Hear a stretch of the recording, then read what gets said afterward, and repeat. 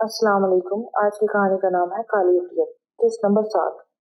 विक्रम इस वक्त आग बबूला बना हुआ था। इसके सभी भीड़ थर थर कांप रहे थे। गुस्से से इसकी आंखों से अंगारे निकल रहे थे।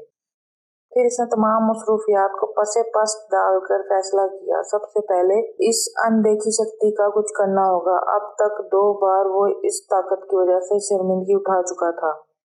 अब जरूरी था कि वो जान पाता ये कौन है जो इसका रास्ता काट रहा है। वो आसन दबाकर अपने देवताओं के आगाही मांगने लगा। कई घंटों की कड़ी तपस्या के बाद जो चीज इसके सामने आई, वो इस पर यकीन करने को तैयार नहीं हुआ। इसे आगाही मिली। अब तक दोनों बार इसका रास्ता सलमा के छोटे भाई ने काटा है। मजीद ज्ञान ध्यान करने से वो अरसलान के मुतालिक कुछ भी ना जान सका। इसके इल्म के मुताबिक वो सीधा साधा अपने काम से काम रखने वाला एक आम सा लड़का है, जिसके पास किसी भी किस्म की कोई रूहानी ताकत नहीं। अगर ऐसा होता तो इसके घर दाखिल होने पर इसे किसी न किसी किस्म का चैलेंज सामने आता। अब तक वो सलमा के शरीर को अशोदा करने के लिए वो गलीज महलूल इसे 2 बार पिला चुका था। एक बार और पी लेने के बाद वो मुकम्मल तौर पर नियंत्रण में आ जाएगी। फिर वो अपने धर्म की नहीं रहेगी। इसकी अना ये तस्लीम करने को तैयार ही नहीं थी कि वो इस बच्चे से शिकस्त खा रहा है। इसके देवी देवता इससे नाराज हैं, जिसकी वजह से वो इसे भटका रहे हैं। सलमान जैसे तैसे घर पहुंचा। रास्ते में जो वाकयात पेश आए वो इसके दिमाग पर शदीद बोझ डाल रहे थे। कई सवालात उठ रहे थे जिनका इसके पास कोई जवाब नहीं था। वो मुसलसल सोच रहा था, क्या इसका सब वहम था? वो कौन सी जगह थी? वो अजनबी कौन था? अचानक इसे कुछ याद आया। इसने अपने भेड़ को तलब किया और सारा वाकया सुनाकर इससे पूछा, जब वो हुक्म दे चुका था कि इसकी हिफाजत करना, जब ये सब हो रहा था वो कहाँ था? भीड़ ने इसे सारे वाकया के मुतालिक मानने से इनकार कर दिया। इसके मुताबिक वो तो आराम से चलता हुआ यहाँ तक पहुंचा। जब सलमान किसी तौर पर भी इसकी बात मानने को तैयार न हुआ तो भीड़ ने कहा, देखो सलमान, भीड़ चलावे बढ़ावे आमिल के अमलियात की वजह से वजूद पाते हैं। इन सब की हदें हैं। जब हद क्रॉस होती है तो जल जाते हैं। मैं तुम्हारे पास मौजूद हूँ, लेकिन मुझे लगता है तुम्हारा मेरा साथ ज्यादा देर नहीं पाएगा, क्योंकि जो वाकयात तुम बता रहे हो इससे लगता है शायद कोई और जो बहुत ताकतवर है, जहाँ मेरी हद खत्म होती है, इससे आगे कोई मखलूक तुम्हारी तरफ मुतवज्जा हुई है, जिसको मैं भी ना देख सका। अभी ये बातचीत चल रही थी से शाह बाबा की आवाज सुनाई दी कि कमरे में पहुंचे।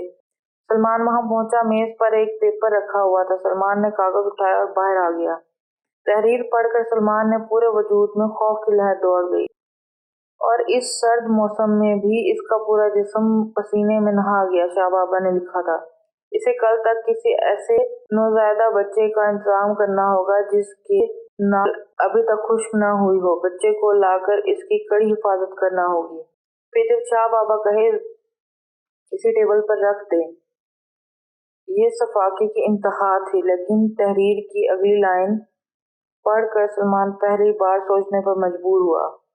वो किस रास्ते पर चल पड़ा है? इसका मकसद तो फकत इतना था कि वो मेहनत और मुशक्कत किए बगैर ढेरों दौलत हासिल करे।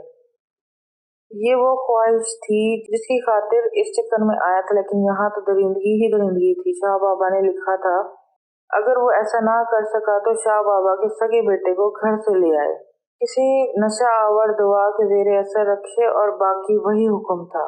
सलमान ने कहानियों में पढ़ा था बच्चे की बलि दी जाती है, लेकिन क्या एक बाप अपने ही बच्चे की बलि? वो इससे आगे कुछ ना सोच सका। शायद वो इस रास्ते पर आ तो गया था, अभी इसके जैसा बुरा इंसान नहीं बना था। शायद इसके लिए तौबा का दर अभी बंद नहीं हुआ था। इल्म का तयन 2 दर्जों में होता है। एक दर्जा ये है कि इस इल्म की बुनियाद ज़ेर परस्ती, जाह तालबी और दुनियावी इज्जत व वक़ार होता है, और इल्म हक की तारीफ ये है कि इल्म हक में माँ सवा अल्लाह के और कुछ नहीं होता। इल्म हक वाला बंदा जो कुछ करता है, जो कुछ देखता है, जो कुछ सुनता है, वो हक के सिवा कुछ नहीं होता। इसके पेश नज़र कोई नामवरी नहीं होती। इसके पेश नज़र नाउज़ बिल्लाह जबरदस्ती नहीं होती। इसके पेश नज़र कोई दुनियावी लालच नहीं होती। इसके ज़हन में कभी ये बात नहीं आती मुझसे कोई ऐसी खर्क आदत सादिर हो जिसकी वजह से लोग मरगूब हों और मेरी इज्जत करें। इसके बरखिलाफ इल्म अस्तदराज वालों का ज़हन ये होता है कि वो अपने कारनामे दिखा कर दुनिया हासिल करें और दुनिया की नज़र में सरखरू हो।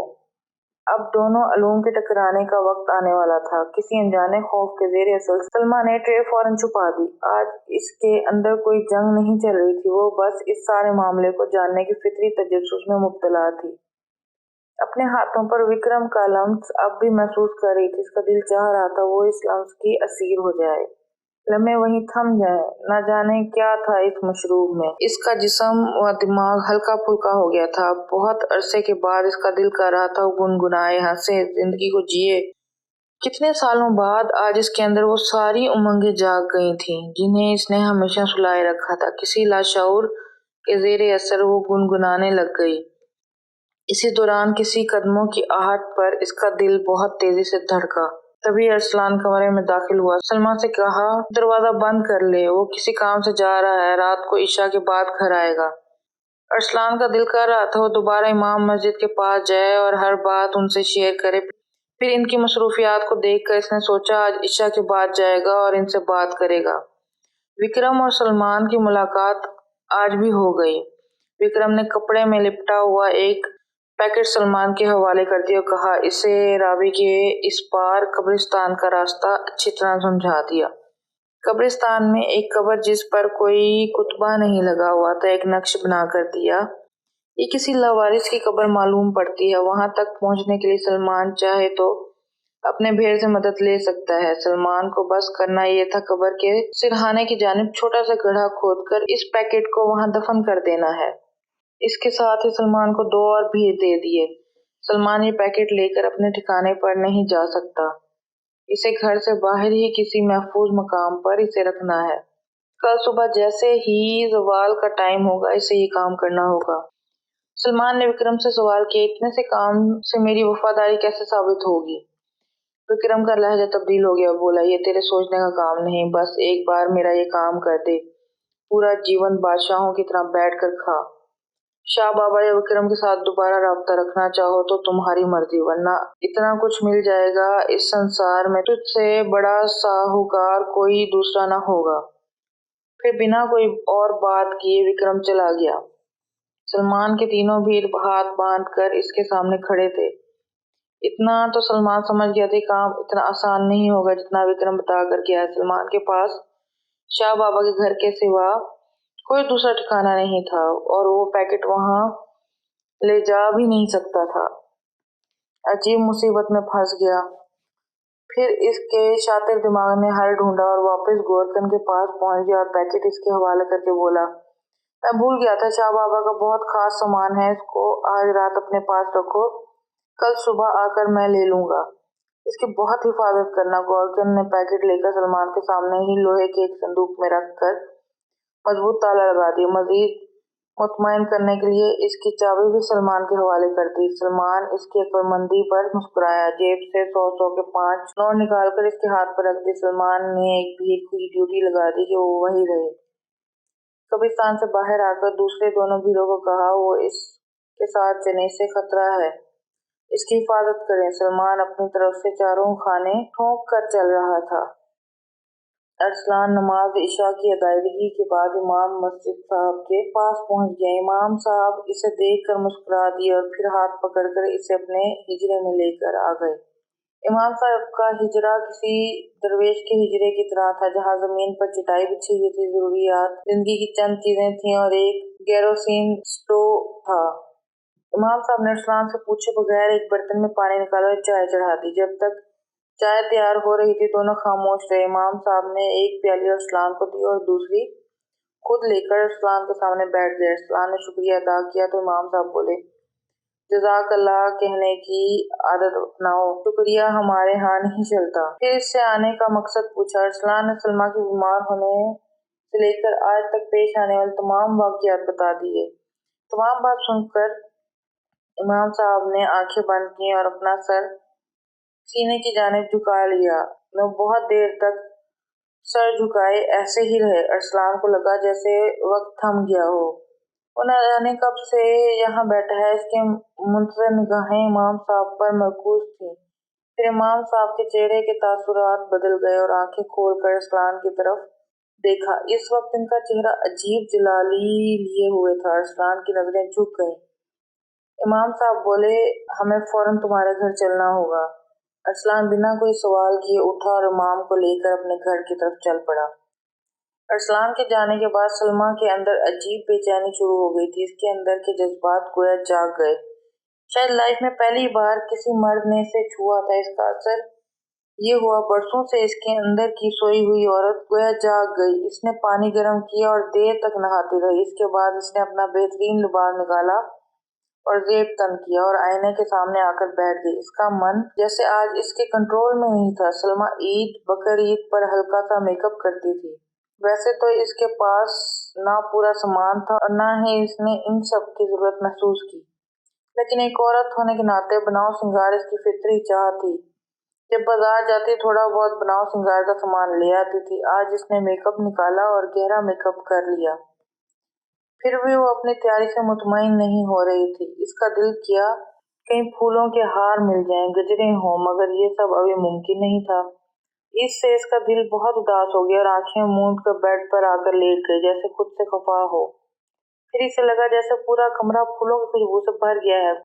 कोने में रखे पियानो वो खुद कोई मध्यम भरी धुन बना रही है। वो जानती थी ये सब का सब इसका ख्याल है, वरना वो तो प्लास्टर झड़ती दीवारों वाले एक बुसीदा से कमरे में साल खुर्दा बेड पर पड़ी, जिस पर जब बैठे तो इसकी लकड़ी भी सदाए एहतजाज बुलंद करती। अपने तखील और हकीकत का इदराक करके इसे हंसी आ गई और आंखें खोलकर अपने बोसीदा कमरे को देखना चाहा तो आंखें जैसे हैरत से मुंजमद हो गई। इसका पूरा कमरा गेंदे के जर्द फूलों से भरा पड़ा था। इसका बेड किसी दुल्हन की स्टेज की तरह सजा हुआ था। प्लास्टर गिरती दीवारें फूलों के कहीं नीचे छुप गईं। बेड की एक जानिब दुल्हन का लिबास पड़ा हुआ था। सलमा को लगा ये सब भी तस्वुराती है। इसने आंखें मल मल कर देखा, मगर मंजर साकित ही रहा। इसने उठकर दुल्हन का लिबास जेब तन कर लिया, मोती के हार अपने बालों में लगाए, खुद को आईने में देखा और खुद पर शर्मा गई। इसके कानों में विक्रम की आवाज गूंजी। न जाने कौन सी जुबान में वो क्या गा रहा था, मगर अल्फाज इसके अंदर तक उतरते जा रहे थे। सलमा पर बेखुदी तारी हुई और वो किस्सों की नर्तकी की तरह कदीमी रक्स करने लगी। दूर बैठा विक्रम ये सब नजारा अपनी तालवती ताकत से देख रहा था और मन ही मन खुश हो रहा था। इसने अपने ताकतवर वीरों में से एक को सलमा पर मुसल्लत कर दिया था। वो जानकारी चाह रहा था किसकी मौत इसके मुकाबले लेकर आ रही है, कौन है जो इसका रास्ता काटने की सही रखता है।